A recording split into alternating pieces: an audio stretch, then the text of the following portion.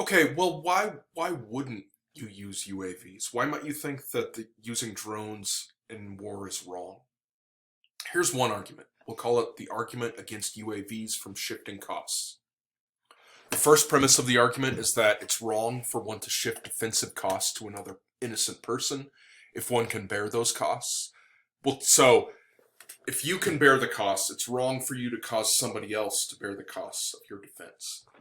We'll say a bit more about that in a second and give a little nuance to it. The second premise is UAV use shifts defensive costs from combatants, people fighting the war, to innocent people. And those defensive costs are ones that the combatants themselves could bear. So it's wrong to shift defensive costs to an innocent person. UAVs do that, so UAV use is wrong. Let's talk about each of the premises. The motivation for premise one is this. And so in the Frau reading, she discusses an example and then a variant of the example. She says, okay, let's imagine that a murderer is trying to attack me. I could do nothing. And if I do nothing, then I'll be killed. I'll die. But my buddy's right there. And I can do something that would cause me to live, but my friend's leg would be destroyed. So I'd live, but my friend would lose their leg. And you might think, hey, that seems okay. And what seems okay about it is that there's just, what my friend loses is so much less than what I lose, that it seems okay for me to do that. But then there's another variant of the case where it's not okay. And this is the sort of example that has, as its background, kind of is supporting premise one. Imagine that the murderer's attacking me. If I do nothing, they'll get my leg and I'll lose my leg.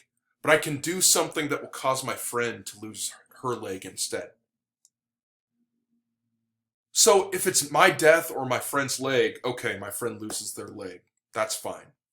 But if it's my leg or my friend's leg, I can't intervene and cause my friend to lose her leg instead. That seems super messed up. And so that's the sort of example that's in the background here. If it's like proportionate, if it's my leg versus my friend's leg, if it's my life versus my friend's life, don't do it. But if it's my death versus my friend's leg, okay. And so this is saying in context like the leg versus leg example, it's not acceptable. Now let's go back to the second premise. UAV use shifts defensive costs from combatants, people fighting the war, to innocent people. And combatants can themselves bear that cost. And so here's the claim. So some people claim that UAV use results in more deaths for non-combatant civilians than other military activities. So like, think about what actually happened with the Navy SEALs and Osama bin Laden versus what could have happened. So Navy SEALs go in, it's a clean, elegant, simple mission. They kill Osama, get out, boom. Contrast that with another thing that could have happened. They could have just sent in a drone and just bombed the place.